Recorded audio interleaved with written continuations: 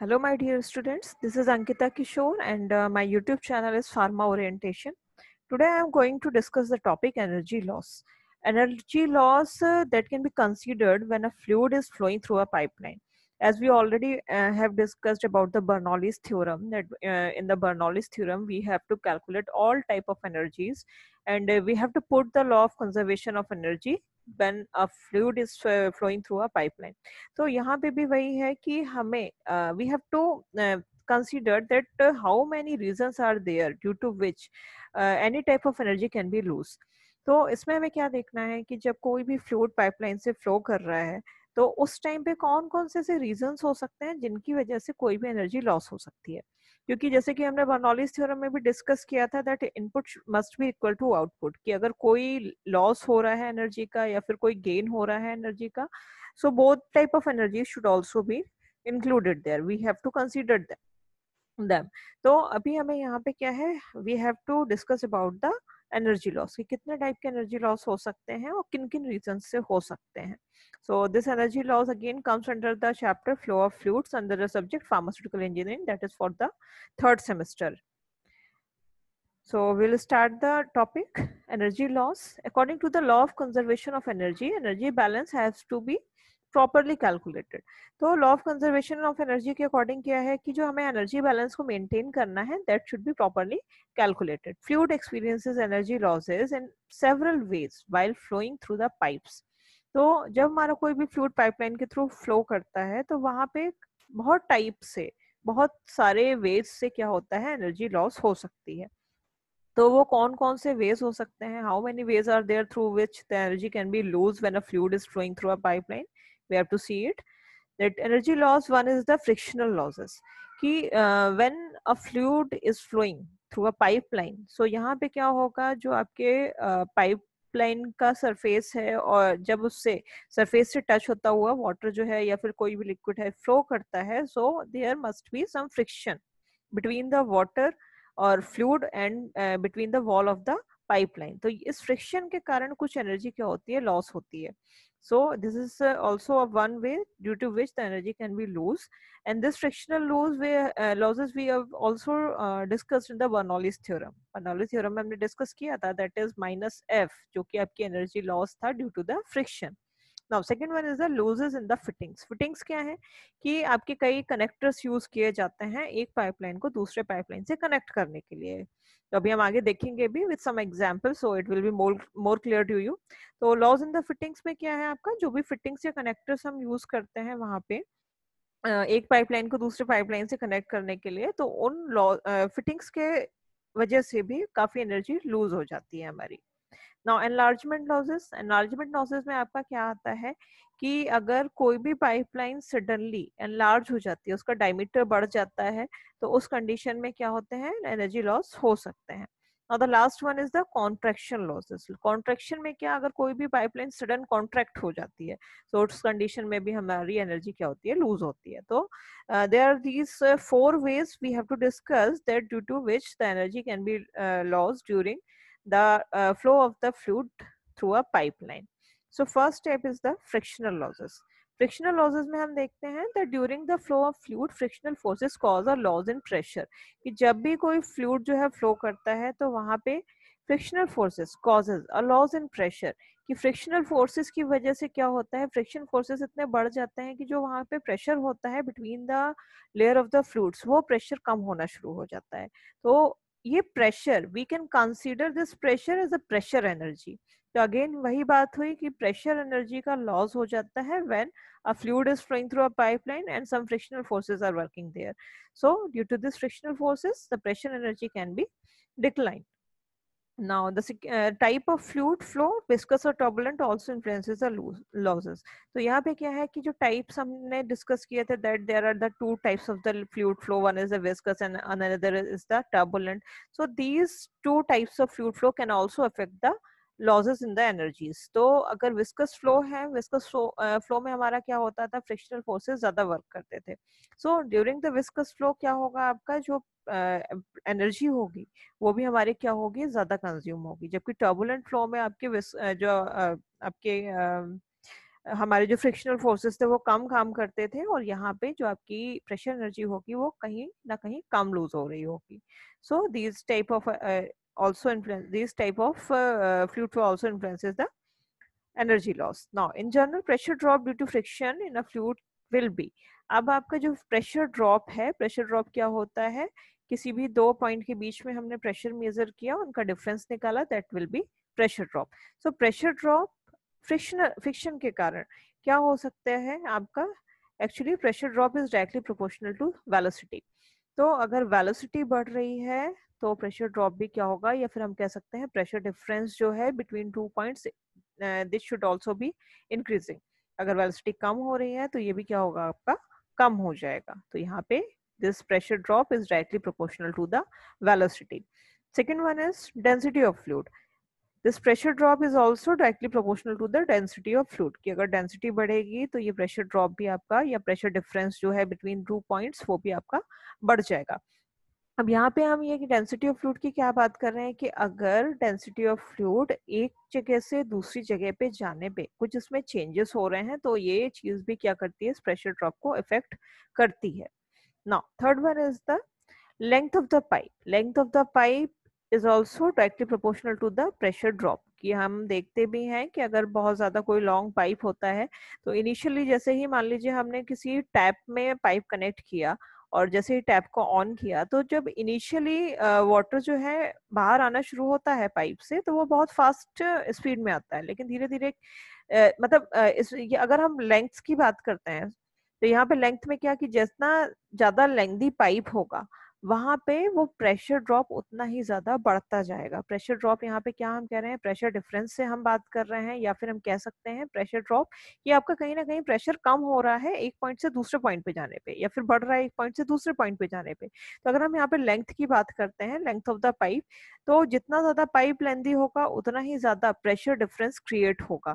कि जैसे हम देखते हैं कि अगर कोई बहुत लंबा पाइप है उसको हमने टैप से कनेक्ट किया, टैप में हमने जैसे ही टैप को ऑन किया तो इनिशियली अगर हम देख सकें तो अगर हम बात करते हैं, अगर हमारे पास 2 मीटर लंबा पाइप है तो 1 मीटर इनिशियली अगर पॉइंट पे देखेंगे तो वहां पे प्रेशर ज्यादा होगा, लेकिन जैसे जैसे पाइप के थ्रू 2 मीटर पास करने के बाद जैसे ही वाटर जो है पाइप से बाहर आता है तो वहां पे वो प्रेशर जो होगा कम होगा as compare to initial point. तो हम कह सकते हैं लेंथ ऑफ द पाइप की जितना ज्यादा लंबा पाइप होगा उतना ही ज्यादा उसमें क्या होगा, प्रेशर ड्रॉप होगा या प्रेशर डिफरेंस मेजर होगा. Then pressure drop is directly and inversely proportional to the diameter of the pipe. कि जितना ज्यादा डायमीटर बड़ा होगा उतना ही ज्यादा प्रेशर ड्रॉप क्या होगा, कम होगा. तो ये क्या होता है आपका, इनवर्सली प्रोपोर्शनल होता है. So we have to remind these 4 factors की क्या रिलेशन है velocity, density, length of the pipe and diameter of the pipe का प्रेशर ड्रॉप के साथ, क्योंकि ये सारी ही चीजें किससे आपका अल्टीमेटली रिलेट कर रहा है, फ्रिक्शन से. Now, these relationships are proposed in Fanning equation for calculating frictional losses irrespective of the nature of flow.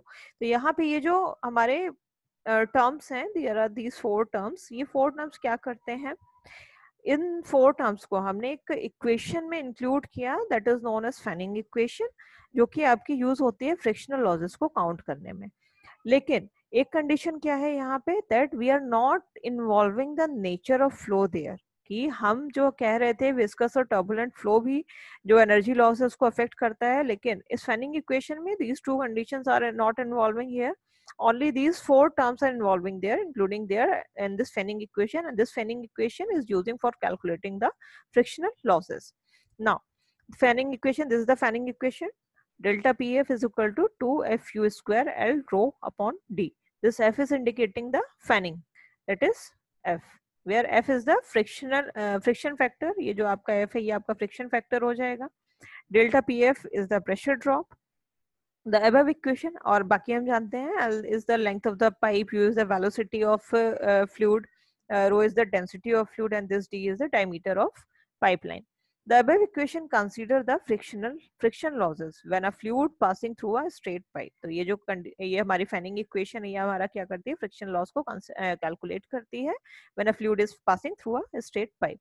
Now the value of F depends on nature of flow of fluid. तो पहली चीज क्या होगी, जो friction की value है वो हमारे किस पे डिपेंड करती है, nature of flow of fluid पे, that either the fluid is turbulent और viscous. Now the roughness of the inner surface of pipe, कि अंदर अगर सरफेस पाइप की जो इनर सरफेस है अगर वो बहुत ज्यादा रफ होगी तो वहां पे क्या होगा, फ्रिक्शन भी ज्यादा क्रिएट होगा, वहां पे फ्रिक्शनल फोर्सेस ज्यादा होंगे। Then for overcoming these frictional forces फिर क्या होगा, एनर्जी लॉस भी हमारा ज्यादा होगा। Friction losses are permanent since potential and kinetic energies are converted into heat. तो हम चाहे कुछ भी कर लें, फ्रिक्शनल लॉस होगा ही होगा, एनर्जी लॉस होगी ही होगी। तो ये जो फ्रिक्शनल लॉस हैं ये परमानेंट होते हैं, तो डिपेंड करता है ये ज्यादा हो सकते हैं या कम हो सकते हैं। दे कैन बी इंक्रीज और डिक्रीज, लाइक अगर पाइपलाइन की इनर सरफेस कम स्मूथ है तो वहां पे कम फ्रिक्शनल फोर्सेस होंगे, लेकिन अगर वो बहुत ज्यादा रफ है तो वहां पे फ्रिक्शनल लॉसेस भी ज्यादा होंगे। Since potential and kinetic energies are converted into heat, तो जिससे कि क्या होती है, आपकी जो फ्लूइड में पोटेंशियल एनर्जी और काइनेटिक एनर्जीज होती हैं वो कन्वर्ट हो जाती हैं आपकी हीट में, और कह सकते हैं these are converted into heat and energy are losses in terms of heat. की एनर्जी क्या होता है, हीट के फॉर्म में लॉस करना शुरू हो जाती है। तो we have discussed the frictional losses. Now second one is the losses in fittings. तो यहाँ पे लॉसेस इन फिटिंग्स में क्या आता है, for a liquid passing through a straight pipe fanning equation is used for calculating the losses. We have discussed it. Now normally a large number of fittings are included in the pipeline. तो हम क्या करते हैं, जब हम pipelines connect करते हैं एक दूसरे से तो वहाँ पे बहुत सारे टाइप की फिटिंग्स होती हैं। लाइक यहाँ पे अगर हम देख सकते हैं, I am explaining through the annotation, कि ये लीजिए, ये जैसे ये आपका एक पाइपलाइन है, ये एक स्ट्रेट पाइपलाइन है। अब आपको क्या करना है, इस डायरेक्शन में इसको रोटेट करना है, तो we have to connect one connector there. उसके बाद हमें क्या करना है, इस डायरेक्शन में इसको चेंज करना है इसका फ्लो, तो we have to connect one connector there. Then अगर इसको भी फर्दर किसी और से कनेक्ट करना है, so again we have to connect one connector there. तो इस तरीके से क्या होता है, ये कनेक्टर या फिटिंग्स हम इसमें ऐड करते जाते हैं, ऐड ऑन होता जाता है। तो नॉर्मली क्या होती है, बहुत सारी ये number of fittings must be will be included when one pipe is connected to other pipes. तो यहाँ पे क्या है कि एक एक करके बहुत सारी फिटिंग्स हमें ऐड करने की जरूरत होती है। Then fittings are introduced in a straight pipe, they cause disturbances in the flow. Normal सी बात है, जैसे ही फ्लूइड फ्लो करता हुआ बीच में कोई भी कनेक्टर या फिटिंग आई तो वो उससे क्या करेगा, स्ट्राइक करेगा। तो शेप जैसे ही चेंज होता है, अगेन जो फ्लूइड है हमारा, it has to work to change the direction, और फिटिंग से पास होने के लिए इनको कोई ना कोई फोर्स लगाना पड़ता है, वर्क करना पड़ता है, जिसकी वजह से क्या होता है, फ्रिक्शन क्रिएट होते हैं और फ्लो में डिस्टर्बेंसेस क्रिएट होते हैं। And this again results in additional loss in energy. Means अगर स्ट्रेट पाइप है तो उसमें तो हमारा लॉस हो ही रहा है, साथ ही साथ में पाइपलाइंस में जितनी भी फिटिंग्स आएंगी उनकी वजह से भी एडिशनल लॉस होता है एनर्जी का। But it is difficult to specify the loss due to each type because of varying types of fittings. लेकिन हम ये नहीं कह सकते हैं कि ये फिटिंग्स के थ्रू हमारे कितने सारे किस तरीके से लॉस हो रहे हैं, हम इसको एक स्पेसिफाइड या हम इसको एक डेफिनेट तरीके से कैलकुलेट नहीं कर सकते। क्यों नहीं कर सकते, रीजन ये है क्योंकि जो टाइप्स हैं फिटिंग्स के वो भी वेराइटीज के होते हैं। अगर एक टाइप के होते सारे fittings, so it can be possible कि हम सारे टाइप्स कंसीडर कर सकते थे, लेकिन अभी यहाँ पे नहीं हो रहा है। यहाँ पे क्या दिक्कत है कि फिटिंग्स के जो शेप साइज होता है वो भी हमारा चेंज हो जाता है। So there are some examples of the fittings. Losses in fittings में be due to, one is the change in direction, for example elbow fittings. तो अगर हम डायरेक्शन चेंज कर रहे हैं फ्लूइड के फ्लो का by connecting one pipeline through another pipeline, तो यहाँ पे कुछ एग्जांपल्स हैं फिटिंग के, that is known as elbow fitting. आपने ये देखे भी होंगे generally. This one is the street elbow 90 degree and this is IC elbow fitting. तो ये दो टाइप की हमारी एल्बो फिटिंग है। तो जैसे ही इसमें वाटर या फिर कोई भी लिक्विड इस तरीके से एंटर किया तो सबसे पहले वो इसके अकॉर्डिंग अपने आप को क्या करेगा, मॉडिफाइड करेगा। इसके बाद यहाँ पे आने के बाद फिर ये इसका डायरेक्शन चेंज होगा। तो इस तरीके से क्या होता है, अगेन यहाँ पे फ्रिक्शन क्रिएट होते हैं, एडिशनल फ्रिक्शन क्रिएट होते हैं और एनर्जी लॉस हमारा बढ़ जाता है। इसी तरीके से इसमें है कि अगर वाटर यहाँ से आया, उसके बाद अब इसको इस तरफ भी मूव करना है, अब उसको उस तरफ भी मूव करना है, तो इस तरीके से क्या होता है, जैसे ही यहाँ पे डायरेक्शन चेंज होते हैं देन फ्रिक्शनल लॉसेज जो होते हैं वो हमारे और ज्यादा बढ़ जाते हैं। Second, change in the types of fitting, example is coupling, union, valve और मीटर। तो यहाँ पे भी कुछ अलग टाइप के हमारे फिटिंग्स दिए गए हैं, लाइक दिस बॉल वाल्व। ये भी क्या है, एक टाइप है बॉल वाल्व का, कि इसमें ये वाले जो हमारे फिटिंग्स होते हैं, ये आपने देखे होंगे घरों में जो हमारे जेट पंप्स लगे होते हैं उसमें यूज होता है। This is the socket union pipe fitting, coupling pipe fitting. तो आई थिंक सबने ही इस टाइप की ये सारी फिटिंग्स हमने कहीं ना कहीं देखी होंगी। Now, the third one is the enlargement losses. Enlargement losses में हम क्या देखते हैं? If the cross section of the pipe enlarge gradually, the fluid adapt itself to the change section without any disturbances. तो इसको हम इस डायग्राम के थ्रू समझते हैं। इसमें क्या कह रहे हैं कि ये अगर हमारी कोई पाइपलाइन है और सडन इसमें हम या तो इसमें दो ऑप्शन हो सकते हैं कि ये जो डायमीटर इसकी चेंज हो रही है, इसका शेप चेंज हो रहा है, ये या तो क्या होता है ग्रेजुअल हो सकता है। ग्रेजुअल मीन्स वो स्लोली स्लोली वो धीरे धीरे अपने आप को मॉडिफाइड करे। दूसरी चीज क्या हो सकती है, ये चेंजेस जो है ये सडन भी हो सकते हैं। जैसे कि इसमें आप देख रहे हैं ये यहाँ से सीधे टर्न होके ये एकदम वाइड हो गया, लेकिन हम यहाँ पे देखते हैं ये क्या है, ग्रेजुअल इंक्रीज कर रहा है अपने आप को, और फिर यहाँ पे जाके ये कांस्टेंट हो गया। तो इस कंडीशन में क्या होता है कि अगर ग्रेजुअल एनलार्जमेंट है then there are the chances there should be no loss of energy. लेकिन दूसरा कंडीशन क्या है, if there is sudden enlargement then there are loss of energy. तो यहाँ पे लॉस ऑफ एनर्जी होगी ही होगी, लेकिन इस कंडीशन में क्या होता है, या तो लॉस ऑफ एनर्जी होती ही नहीं है, या फिर अगर होती भी है तो बहुत कम क्वांटिटी में होगी। So again, we have to see this that if the cross section of the pipe enlarges gradually, तो हम किसकी बात कर रहे हैं अभी, इसकी।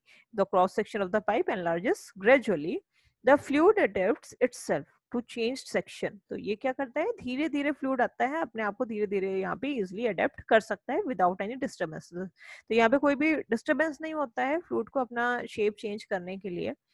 Therefore, there is no loss of energy at this point। तो यहाँ पे अगर हम इस कंडीशन की बात करें ग्रेजुअल एनलार्जमेंट की, तो यहाँ पे कोई भी लॉस ऑफ एनर्जी नहीं होगा। लेकिन अगर हम इस दूसरे वाली कंडीशन की बात करें that sudden enlargement loss of energy, तो यहाँ पे क्या होता है, एडीज करंट प्रोड्यूस हो जाते हैं। so, यहाँ हम देखते हैं नेक्स्ट स्लाइड में, वी हैव टू मूव। यहाँ पे हम देखते हैं ये जो क्या है, हमारे एडीज करंट यहाँ पे हमारे क्रिएट हो जा रहे हैं अचानक से जैसे ही ये सडन एनलार्जमेंट होता है। तो क्योंकि वाटर यहाँ से आता है, फिर अपने आप को यहाँ पे अडेप्ट करने के लिए उसको थोड़ा सा टाइम लगता है। वो क्या होता है, इन कॉर्नर्स पे जाके यहाँ पे एडीज करंट क्रिएट हो जाते हैं।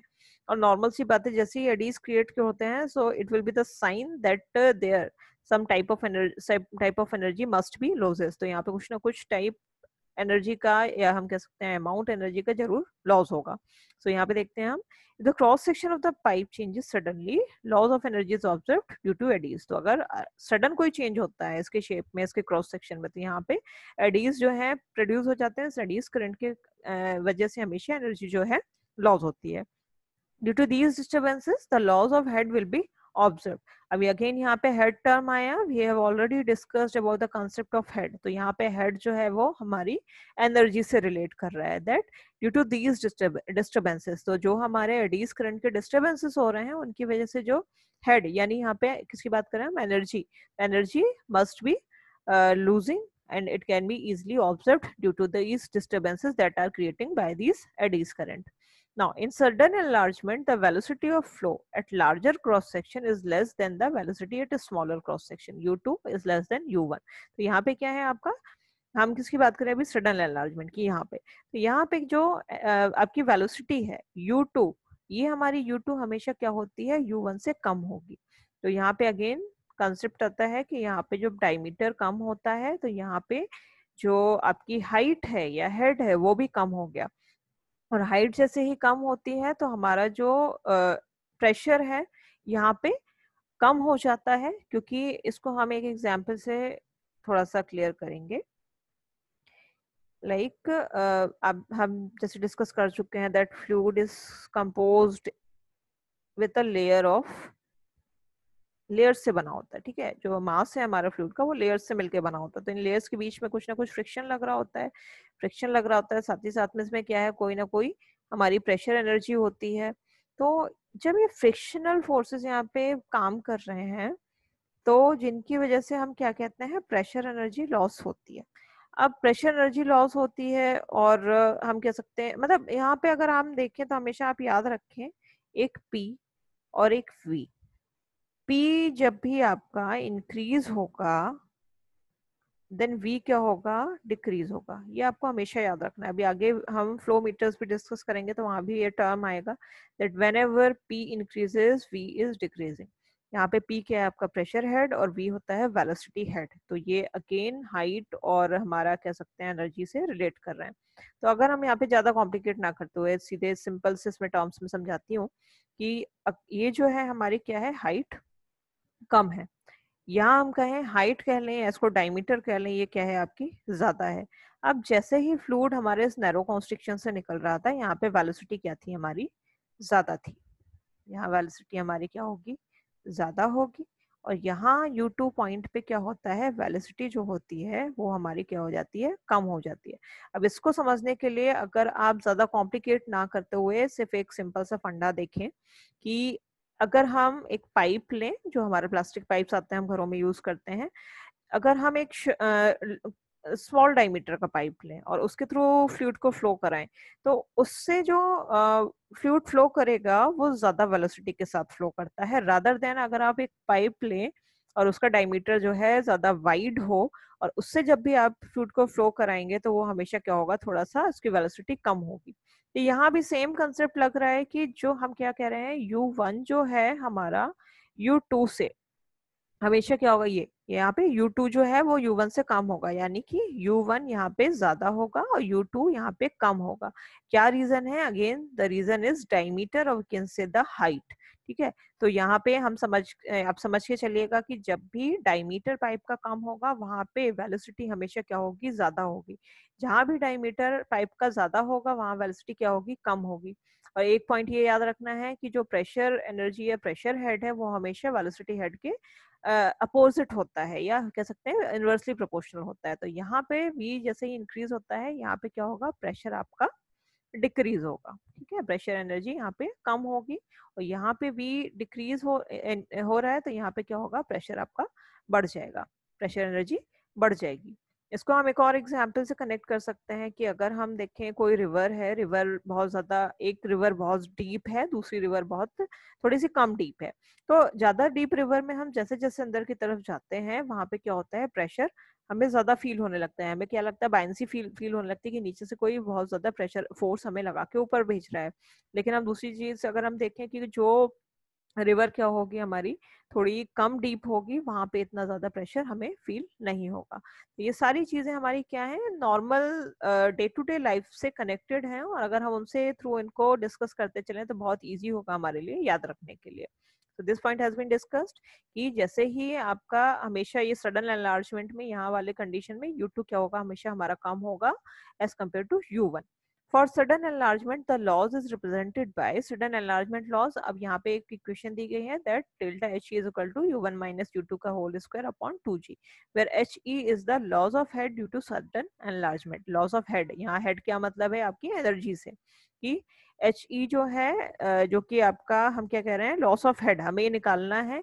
अगर हम कैलकुलेट करना चाहें कि कितनी एनर्जी हमारी लॉस हो रही है तो हम इस कैलकुलेशन के थ्रू निकाल सकते हैं। इसके लिए हमें क्या पता होना चाहिए, U1 पता होना चाहिए, ये हमारा U2 हमें पता होना चाहिए and this G is known.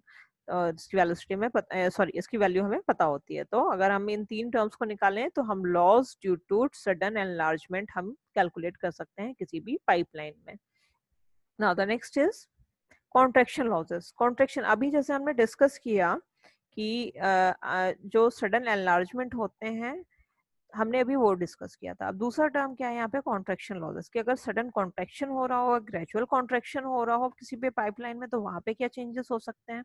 तो पहली चीज तो ये वेना कॉन्ट्रैक्टर टर्म कब यूज किया जाता है, जो ये स्मॉल ओरिफाइस होते हैं, स्मॉल ओरिफाइस को हम क्या कहते हैं, वेना कॉन्ट्रैक्टर, कॉन्ट्रैक्शन के वजह से। यहाँ पे एक कंडीशन इसमें क्या है, gradual contraction, no loss of energy, की अगर ये कॉन्ट्रैक्शन जो है वो ग्रेजुअल धीरे धीरे होता है, यहाँ पे कोई भी एनर्जी लॉस नहीं होगी। लेकिन यही कॉन्ट्रैक्शन अगर सडन हो जाए तो यहाँ पे अगेन लॉस ऑफ एनर्जी होगी, जैसे कि हमने अभी पिछली बार डिस्कस किया एनलार्जमेंट में कि ग्रेजुअल में कोई भी लॉस ऑफ एनर्जी नहीं था, लेकिन अगर सडन एनलार्जमेंट हो रहा तो वहाँ पे भी loss of energy due to हमारे एडीज करंट वहाँ पे पॉसिबिलिटी थी। तो इसी तरीके से यहाँ भी होगी। देखते हैं इसमें, the cross section of the pipe is reduced suddenly, the flow is disturbed। तो अगर क्या है, अगर यहाँ पे आप खुद देखिए कि अगर यहाँ से एकदम से वाटर फ्लो करता हुआ जा रहा है और सडन एकदम कॉन्ट्रैक्शन हो जाए तो वो बहुत ज्यादा डिस्टर्ब हो जाएगा इस स्मॉल डायमीटर से निकलने के लिए। लेकिन अगर ग्रेजुअल कॉन्ट्रैक्शन होता है तो क्या होगा, आराम से फ्लूइड फ्लो करके आएगा, धीरे से अपना यहाँ से अडेप्ट होना शुरू कर देगा शेप के अकॉर्डिंग, यहाँ पे इजिली पास आउट हो जाएगा। तो अगेन वही प्रॉब्लम आती है कि अगर सडन कॉन्ट्रैक्शन होता है तो यहाँ पे लॉस ऑफ एनर्जी होगा ही होगा। Normally the diameter of the fluid stream is less than the initial value of diameter. तो यहाँ पे हम क्या कह रहे हैं, normally the diameter of the fluid stream, initial value of diameter से क्या होती है, कम होती है। तो यहाँ पे अगर हम बात करते हैं डायमीटर ऑफ फ्लूइड स्ट्रीम, तो यहाँ पे देखते हैं जो हम कह रहे हैं क्या, diameter of the fluid stream is less than initial value of diameter. तो एक्चुअली हम इस फ्लूइड स्ट्रीम की डायमीटर अभी हम कहाँ डिस्कस कर रहे हैं, यहाँ पे इस वाले पोर्शन पे। नॉर्मली क्या होता है, यहाँ पे अगर हम फ्लूइड स्ट्रीम की डायमीटर देखें, सो it will be always less than the initial value of diameter. तो यहाँ पे क्या है, ये वाली डायमीटर से इसको कंपेयर किया जा रहा है। तो यहाँ पे जो हमारे फ्लूइड का डायमीटर है और यहाँ पे जो हमारे फ्लूइड का डायमीटर है, हमेशा ये क्या होगा, यहाँ पे कम होगा और यहाँ पे हमारा ज्यादा होता है। This point of minimum contraction is known as vena contracta. तो ये जो पॉइंट एक मिनिमम कॉन्ट्रैक्शन का बना हुआ है, इसको हम क्या कह रहे हैं, वेना कॉन्ट्रैक्टा कह रहे हैं। Now the velocity of fluid at smaller cross section will be far greater than at the larger cross section. तो यहाँ पे अगेन डायग्राम के थ्रू थोड़ा सा समझते हैं इसमें। The velocity of fluid at a smaller cross section will be far greater than at the large cross section। तो अगेन वही है कि जो हमने पीछे भी डिस्कस किया था कि यहाँ पे भी अगर हम वेलोसिटी की बात करें तो u2 क्या होगा, ज्यादा होगा rather than u1, क्योंकि यहाँ पे हाइट कम है। हाइट कम जहाँ भी होगी, या फिर हम कह सकते हैं यहाँ पे डायमीटर जब भी कम होती है वहां पे वेलोसिटी ऑफ फ्लूइड इंक्रीज हो जाती है। यहाँ पे डायमीटर ज्यादा है, यहाँ पे वेलोसिटी ऑफ फ्लूइड डिक्रीज हो जाएगी। तो यहाँ पे क्या होगा, u2 is greater than u1। तो इसे हमें यहाँ पे याद रखना है। The velocity of fluid at a smaller cross section, it means at a smaller diameter pipe में क्या होगा, वहां पे velocity जो fluid है वो कम होगी and will be far greater than, sorry, velocity जो है smaller cross section पे क्या होगी, ज्यादा होगी rather than large cross section के। तो यहाँ पे हम कह सकते हैं u2 will be greater than u1। अब u2 जब greater है u1 से, so this u1 can be neglected। The losses due to additional adding are observed। तो अब अगेन वहां पे क्या होगा, जब सडन कॉन्ट्रैक्शन होता है तो अगेन यहाँ पे क्या होंगे, एडीज करंट प्रोड्यूस हो जाएंगे और एडीज करंट के थ्रू अगेन जो एनर्जी लॉस है वो हमारा ऑब्जर्व होगा या बढ़ जाएगा। Sudden contraction losses can be expressed as sudden, इसको हम जो सडन कॉन्ट्रैक्शन लॉसेस हैं कैलकुलेट करने के लिए एनर्जी को, उसको हम इस इक्वेशन के थ्रू एक्सप्रेस कर सकते हैं। Delta H C is denoting here contraction is equal to ku2 square upon 2g where hc is the loss in head due to sudden contraction। तो हेड में यहाँ पे भी क्या है, head in terms of energy की जो loss in energy हो रहा है वो सडन कॉन्ट्रैक्शन के थ्रू उसको हम डिनोट कर रहे हैं डेल्टा एच सी से। k इज द कांस्टेंट, तो कांस्टेंट की वैल्यू हमेशा हमें गिवन होती है। u2 हम कैलकुलेट कर रहे हैं जबकि हमारा फ्लूइड एक जगह से दूसरी जगह फ्लो कर रहा है, g हमारा नोन है। अगर इस तरीके से ये 3 वैल्यूज हमें पता पड़ जाएं, so we can easily calculate this hc, that is loss in head due to sudden contraction। so this topic will be completed there, that there are basically 4 type of energy losses। हमने उसको discuss कर चुके हैं कि किस किस तरीके से हो सकता है। तो अगर एग्जाम में क्वेश्चन की बात करते हैं, सो एक लॉन्ग क्वेश्चन यहाँ जनरेट हो सकता है, explain different types of energy losses when a fluid is flowing through a pipeline. तो हमें क्या करना है, डिफरेंट टाइप के एनर्जी लॉसेस को, पूरे जितने भी 4 टाइप के हमने पढ़े, frictional losses, second one is the loss due to fittings, third one is the contraction losses and fourth one is the enlargement losses. तो इस तरीके से ये चारों ही एनर्जी लॉस को हमने क्या करना है, यहाँ पे डिस्कस करना है। या फिर बाई चांस की बात है कभी कोई एक सिंगल नेम से पूछ लिया जाए कि कॉन्ट्रैक्शन लॉसेस को आपको डिफाइन करना है या एनलार्जमेंट लॉसेस को आपको डिफाइन करना है, सो you can also explain it, कि अगर आपने पूरा सब कुछ पढ़ा हुआ है तो आप यहाँ पे इजिली एक्सप्लेन कर सकते हैं। तो कई बार ये क्वेश्चन पूछा जाता है, चांसेस हैं, लॉन्ग क्वेश्चन में नहीं आ सकता बट पूरे मीडियम क्वेश्चंस में आ सकता है ये। So you have to clear this concept. Now thank you. अगर अच्छा ये टॉपिक समझ आया, so you can subscribe my YouTube channel pharma orientation. आगे भी न्यू इसके चैप्टर के अकॉर्डिंग लेक्चर्स को अपलोड करती जाऊंगी, और आप अगर सब्सक्राइब करके रखेंगे तो आपके पास नोटिफिकेशन इजिली पहुंच सकता है। So thank you so much.